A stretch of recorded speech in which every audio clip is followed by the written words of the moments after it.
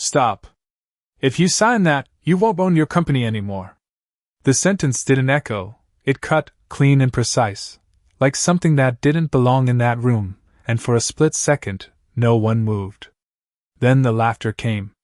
It started low, a quiet chuckle from the far end of the glass table, then spread, sharp and confident, bouncing off polished marble floors and chrome fixtures until it filled the entire boardroom like it had been waiting for a reason to exist. Ava Johnson didn't flinch. She stood just inside the doorway, one hand still resting on the cold metal handle of her cleaning cart, the other hanging still at her side, fingers slightly curled as if holding on to something invisible.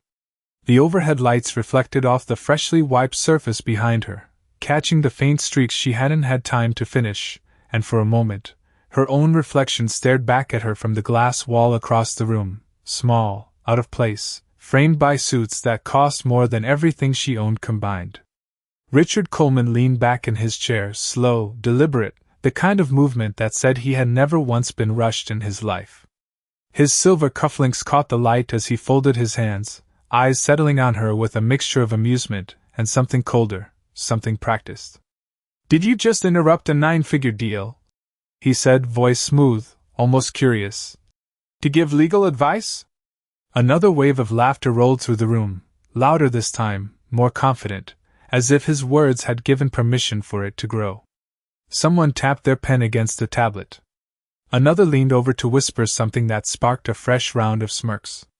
Ava's gaze didn't shift. Not to the men in tailored suits, not to the woman adjusting her glasses with visible irritation, not even to the security guard who had already taken a step forward, waiting for a signal that hadn't yet come. 8 hours earlier, she had been invisible. Just another night shift worker moving through the upper floors of a building that never truly slept, wiping fingerprints from glass doors, emptying bins filled with documents no one thought twice about throwing away. She had learned early how to move quietly, how to exist without interrupting, how to make herself smaller in spaces that weren't built for her. But she had also learned how to read. Not novels, not headlines, but contracts, policies, the fine print people trusted too easily. It had started with curiosity, turned into habit, then into something sharper, something instinctive. That folder on the copier tray hadn't looked important at first glance. Just another stack of papers stamped. Final draft. But something in the structure, the language, the placement of a single clause buried deep in the document, had pulled her in, held her there longer than it should have. And now here she was, standing in a room where she didn't belong, interrupting a moment that was supposed to define fortunes. Richard tilted his head slightly, studying her, not as a person, but as a disruption, an anomaly that needed to be understood before it could be dismissed. "Well?" he pressed, the faintest edge entering his tone. "You've had your moment." Ava took a single step forward.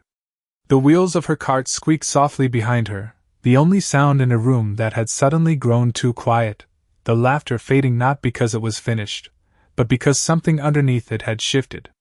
Her voice, when she spoke again, didn't rise to meet theirs. It stayed steady, grounded, carrying across the table without force. "Page 14, she said. 3rd paragraph. The liability clause doesn't protect you." A pause. Short. Fragile. Then someone laughed again, too quickly this time, like they were trying to restart something that had already begun to slip. But Richard didn't laugh. His fingers, still folded in front of him, tightened just enough to be noticed, just enough to suggest that for the first time since she walked in, he was actually listening. The room did not return to laughter this time. It hovered in something thinner, something uncertain, like a sound that had lost its footing midair and did not know where to land. Ava remained where she was, shoulders relaxed, chin level, her eyes fixed not on the faces around the table but on the document lying open in front of Richard Coleman. The city stretched behind him through the floor-to-ceiling windows, miles of glass and steel catching the late afternoon light, a skyline that looked permanent, untouchable, like nothing beneath it could ever shift. 8 hours earlier, Ava had stood in that same reflection, only from the other side of the glass, her hands moving in steady circles across the surface, removing smudges left behind by people who never noticed they had left anything at all. She had watched meetings like this from a distance, blurred figures behind tinted panels, voices reduced to muffled tones that carried authority even when she could not hear the words. She had learned to read posture, timing, the rhythm of power moving through a room. But paper was different. Paper did not hide. Paper told the truth to anyone willing to look closely enough. That night, when she pulled the contract from the copier tray, the pages still warm, she had not planned to read all of it. Just a glance, just enough to understand what kind of deal required so many signatures. But the language caught her, not because it was complex, but because it was careful. Too careful. Sentences built to sound protective, structured to feel secure, but layered in a way that shifted responsibility without announcing it. She had seen it before in smaller ways, clauses tucked into rental agreements, conditions hidden in service contracts, things designed to pass unnoticed by people who assumed they were safe. This was the same pattern, only scaled, expanded, dressed in legal certainty that relied on no one questioning it. Back in the boardroom, Richard's gaze dropped, just briefly, to the open page in front of him. His expression did not change, not outwardly, but something in the stillness of his posture tightened, like a line pulled just beneath the surface. "You are telling me," he said slowly, each word measured, "that a cleaning staff member has identified a flaw that my entire legal team missed." A few quiet chuckles tried to return, weaker now, uncertain, but they did not carry. Ava did not answer the tone, only the substance. "I am saying that if anything goes wrong after the merger," she said, her voice steady, "your company absorbs all liability. Not shared. Not limited. All of it." One of the attorneys leaned forward, frowning, flipping quickly through the pages as if speed could disprove her. Another reached for a tablet, fingers tapping, searching for something that had not been worth finding a minute ago. The air in the room shifted again, not dramatically, but enough that the silence now felt different, heavier, more deliberate.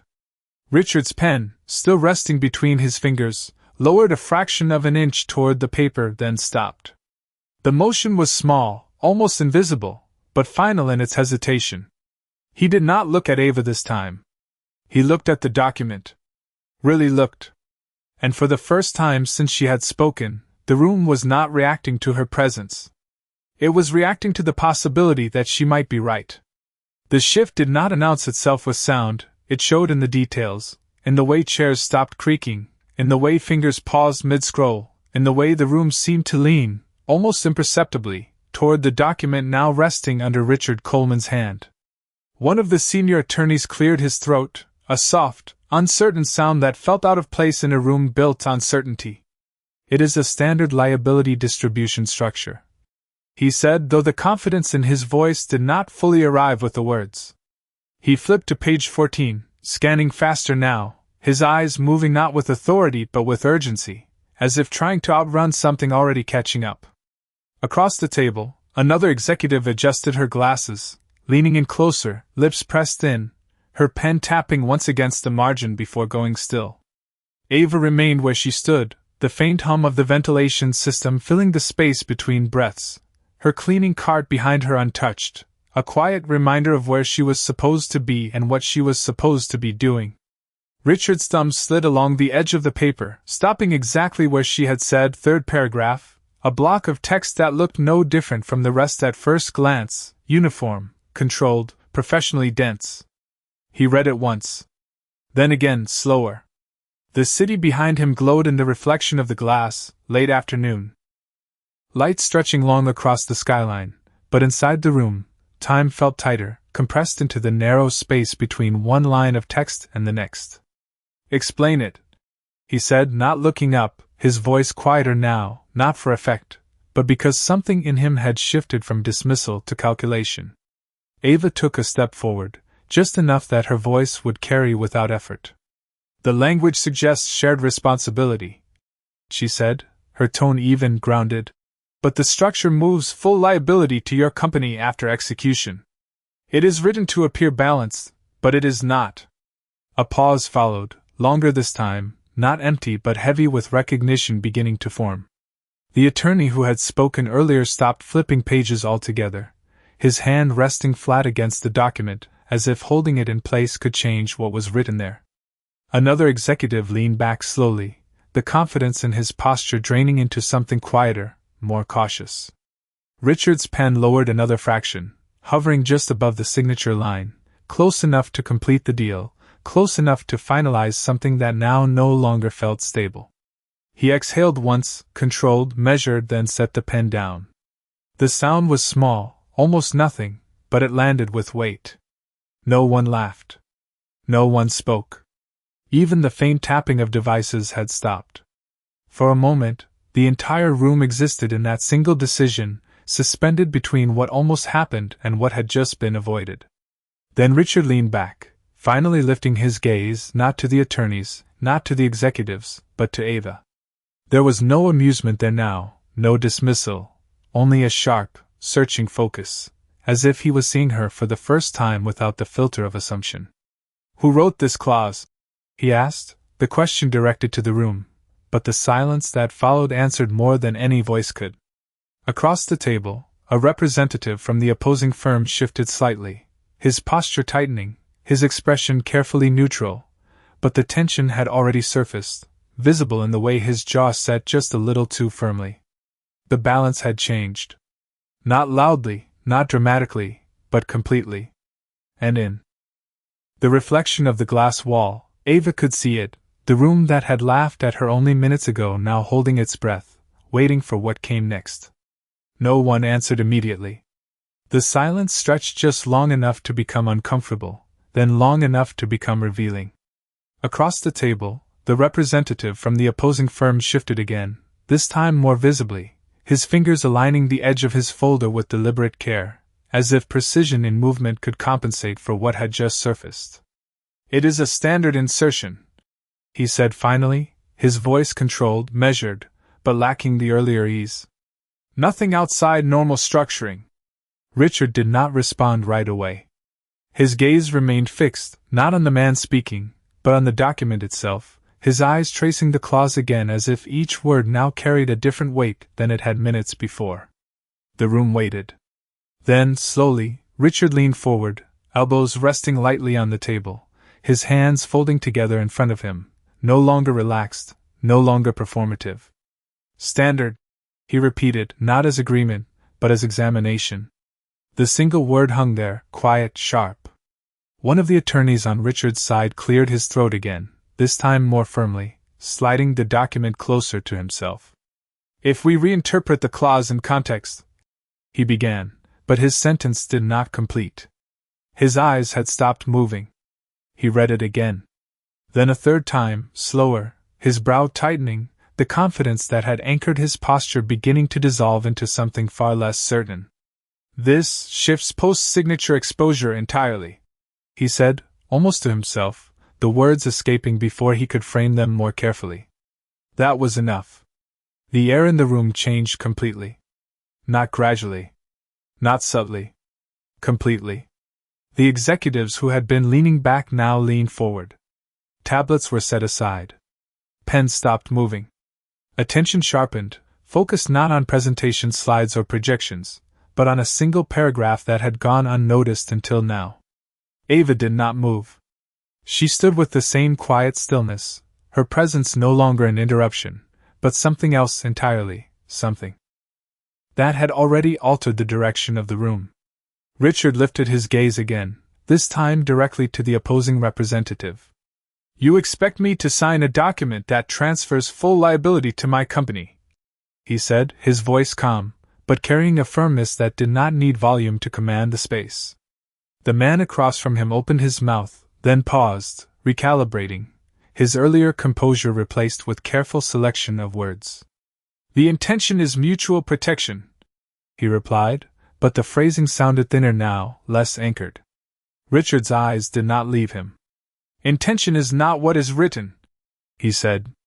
Another silence followed, heavier than the last, because this one carried consequence.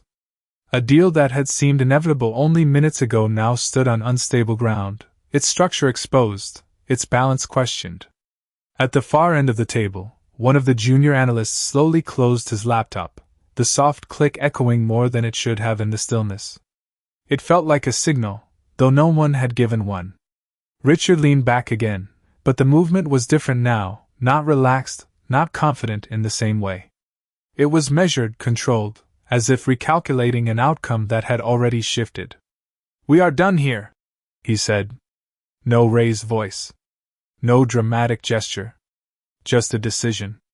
Chairs did not scrape. No one protested.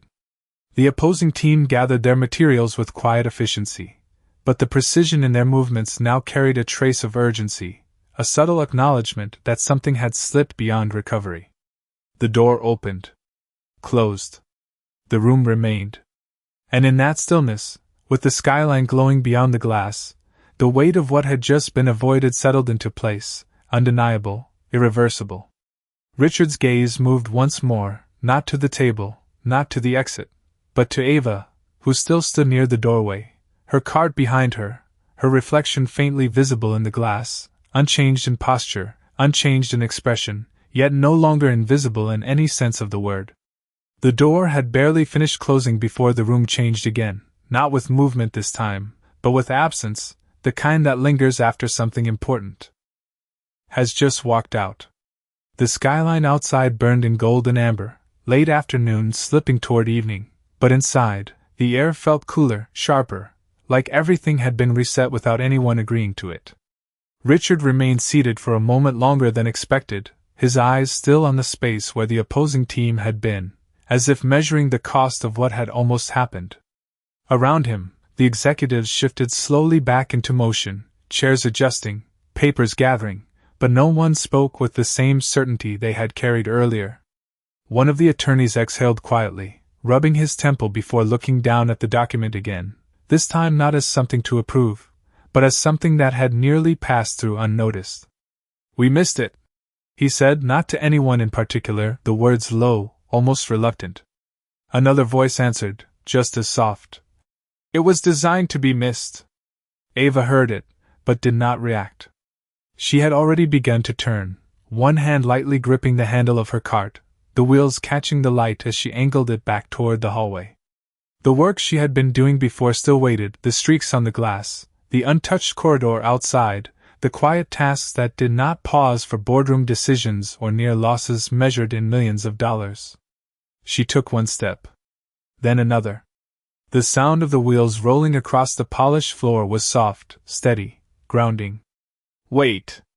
The word did not come loud, but it carried. Ava stopped. Not abruptly. Just enough to acknowledge it. She turned slightly, not fully facing the room, her posture still composed, her expression unchanged. Richard had stood now, the movement deliberate, his jacket settling along his shoulders as he stepped away from the head of the table. Up close, the distance between them was clearer, not just in position, but in everything that had defined their roles minutes before. He studied her, not with curiosity now, but with focus, the kind that comes when something no longer fits the assumptions built around it. "How did you see it?" he asked, his voice even, stripped of the earlier edge, stripped of the room that had supported it. Ava did not answer immediately. Her eyes moved once, briefly, to the documents still open on the table, then back to him. "It was not hidden," she said. "It was just placed where no one thought to look closely." A quiet settled again, different from before, not tense, not uncertain, but reflective, as if the weight of that answer reached further than the clause itself. One of the executives shifted, glancing between them, the dynamic no longer clear, no longer defined by title or position alone. Richard nodded once, slowly, absorbing more than the words themselves. "And you," he said. "You read contracts during a night shift." It was not a question, but it held one inside it. Ava's grip on the cart did not change. "I read what is left behind," she replied. "Most people assume it does not matter anymore." Another pause. Longer this time. Not empty, but full of recognition, not just of what she had done, but of what had been overlooked before she ever stepped into that room. Richard's gaze lingered for a second more, then shifted, not away, but inward, as if recalculating something beyond the deal that had just collapsed. The room stayed quiet. No one laughed. No one interrupted. And for the first time since she had spoken, Ava was not being measured against where she stood, but against what she had seen, and what she had chosen to say anyway. The room did not return to its previous rhythm after that exchange. It settled into something quieter, something more aware, like a space that had just been forced to see itself clearly for the first time. Ava turned back toward the glass wall without another word, her hand guiding the cart into motion again, the soft roll of the wheels echoing gently across the polished floor.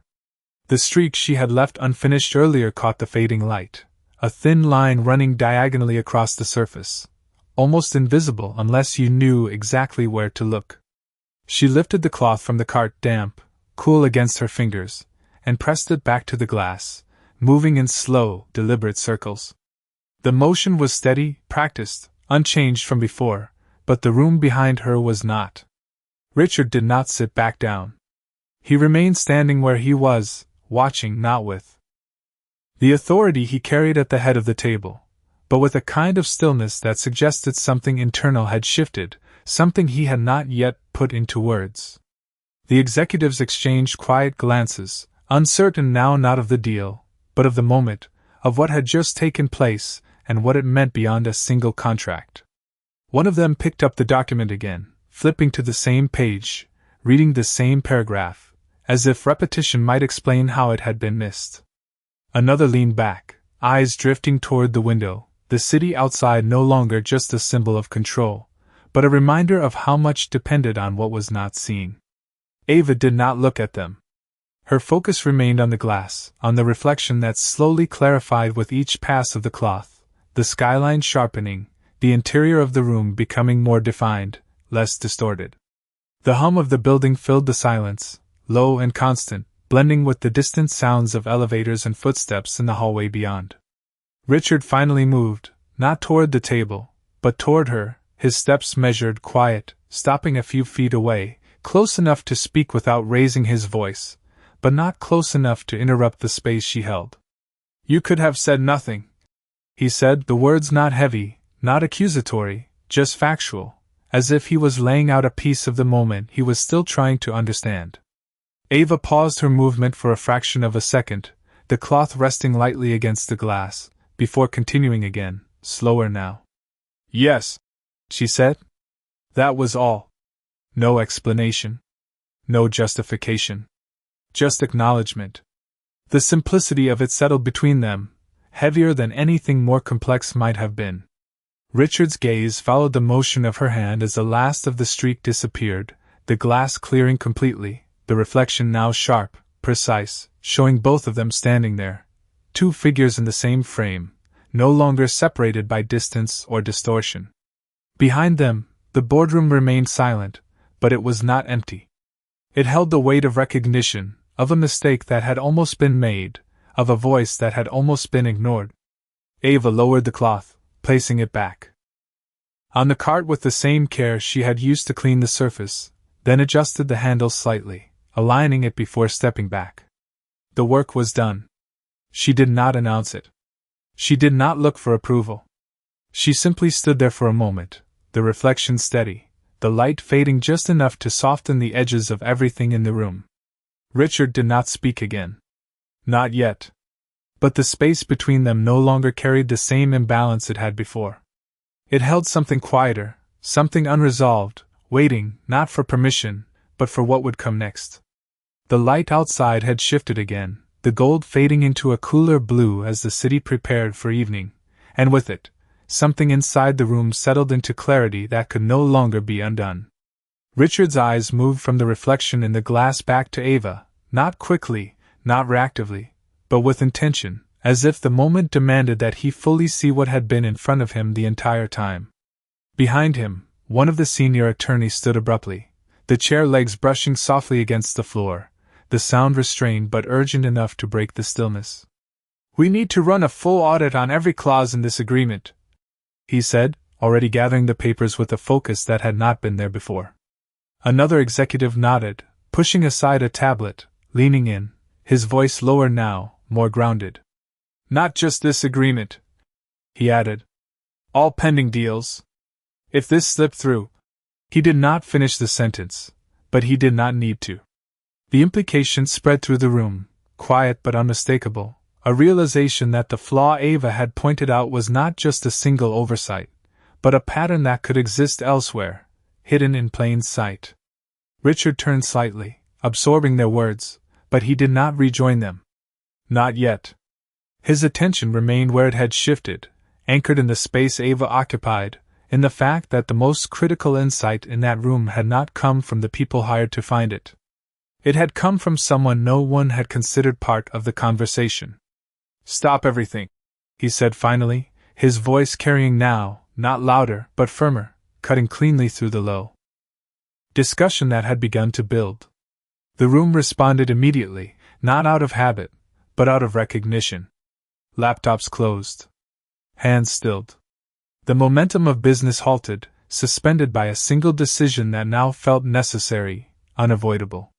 Richard stepped back toward the table, picking up the document one last time, flipping to the page that had changed everything, his fingers tracing the lines as if committing them to memory, not as text, but as a reminder. Then he set it down again, this time with finality. "This deal is terminated," he said. No hesitation. No room for reinterpretation.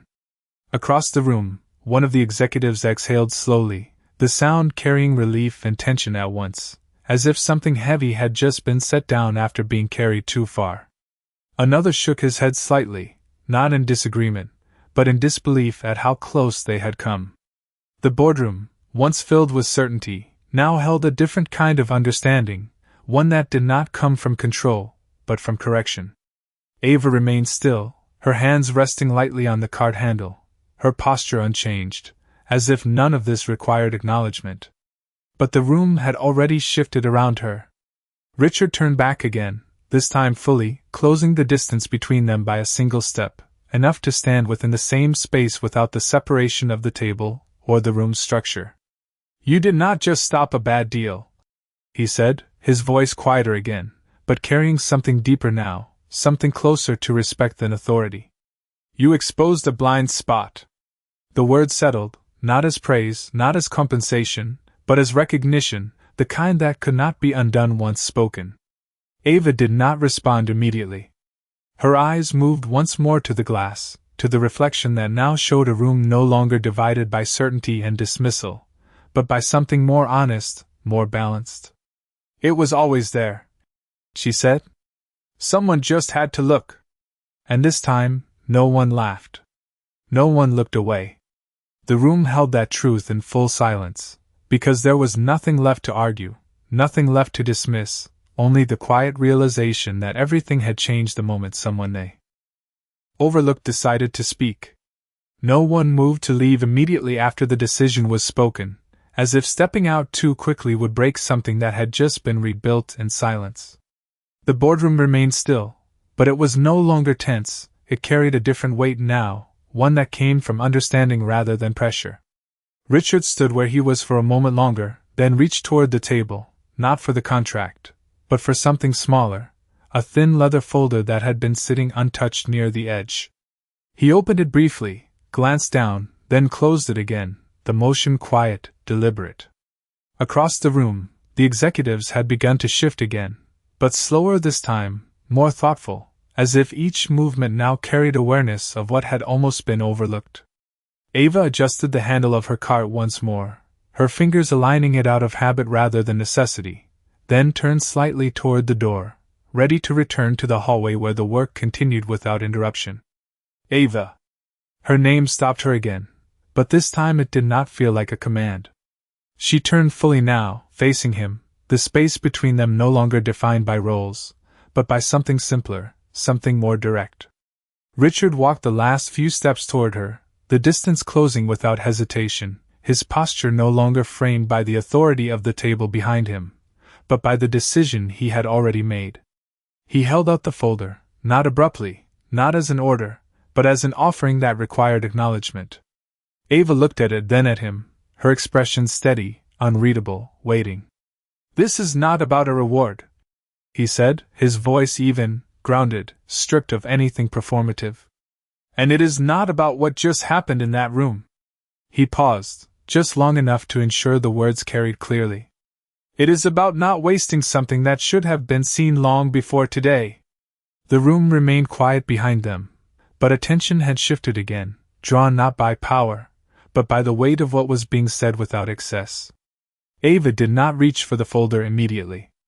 Her eyes moved once, briefly, toward the glass wall, where her reflection stood clear against the deepening blue of the city outside, then back to Richard. "I already have a job," she said, her tone calm, not dismissive, just factual. Richard nodded once, as if he expected that answer, as if he had already accounted for it. "Then consider this an opportunity," he replied. "Not a replacement." Another pause, softer this time, not filled with tension, but with choice. Ava's hand lifted slowly, not rushed, not hesitant, and took the folder. It was lighter than it looked. She opened it just enough to see the top page, a single line visible under the overhead light, structured, official, unmistakable. She did not read further. She closed it again, her fingers resting briefly along the edge before lowering it to her side. Richard did not speak again. He did not explain, did not push, did not fill the silence that followed. Behind them, the room had already begun to move forward, quiet conversation starting again, but with a different tone, a different awareness. Ava adjusted her grip on the cart with one hand and the folder with the other, then turned back toward the doorway. The wheels rolled forward once more, soft, steady, unchanged in sound, but carrying something new now, something that did not need to be announced. And as she stepped out into a hallway, the light from the boardroom followed her for a moment before the door eased closed behind her, leaving the room not as it had been, but as something quieter, something that now understood the cost of not seeing clearly. The hallway felt different once the door closed behind her, quieter in a way that was not empty, but settled, like the building itself had exhaled without anyone noticing. The wheels of Ava's cart rolled softly across the polished floor, the sound steady and familiar, echoing faintly against the high ceilings as she moved past glass panels that reflected her in fragments, then in full, then not at all.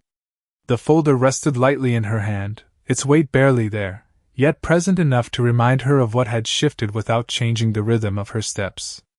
Overhead lights hummed gently, casting a soft, even glow that followed her down the corridor, stretching her shadow behind her, then pulling it forward again as she passed beneath each fixture. Inside the boardroom, the city had already begun to dim, the skyline fading into cooler tones, but out here, the light remained constant, practical, untouched by the view. Ava slowed near the next glass wall, the same kind she had been cleaning earlier, where faint streaks still lingered near the edges, almost invisible unless caught at the right angle. She set the folder carefully on the top shelf of her cart, aligning it without thinking, then reached for the cloth again, the fabric still damp, still cool against her fingers. The motion returned easily, circular, precise, the same movement she had repeated countless times, smoothing the surface until the reflection sharpened, until the lines of the hallway and the distant lights outside became clear again. Somewhere far off, an elevator chimed softly, followed by the muted sound of doors sliding open and closed, life in the building continuing without pause, unaware of what had nearly changed on the upper floor. Ava did not look back. She did not check the door she had just left behind. The work in front of her remained the same, defined not by what had happened, but by what needed to be done next. In the reflection, she could see herself clearly now, standing centered between the long stretch of hallway and the fading glow beyond the windows, her posture steady, her expression calm, unchanged in ways that mattered more than anything that had shifted around her. The cloth moved once more across the glass, removing the last faint line, leaving the surface clean, uninterrupted, transparent. Behind that reflection, the building extended floor after floor, room after room, each one holding its own quiet stories, its own unnoticed details waiting for someone to see them. Ava lowered the cloth slowly, resting it back on the cart, her hand lingering there for a brief moment before releasing it. The air felt cooler now, the steady temperature of conditioned space settling against her skin, grounding, consistent. She adjusted the handle of the cart one last time, the small click of alignment barely audible, then placed her hand lightly on it, ready to move again. For a second, she stood still, not waiting, not pausing for anything beyond the simple presence of the moment itself, the hum of the lights, the distant sounds, the quiet clarity of the glass in front of her. Then she stepped forward. The cart followed. The hallway stretched ahead, unchanged, open, carrying her forward without resistance, without announcement. And in that movement, quiet and unbroken, everything that needed to be understood had already settled into place, not in words, not in recognition spoken aloud, but in the simple fact that it would not be overlooked again.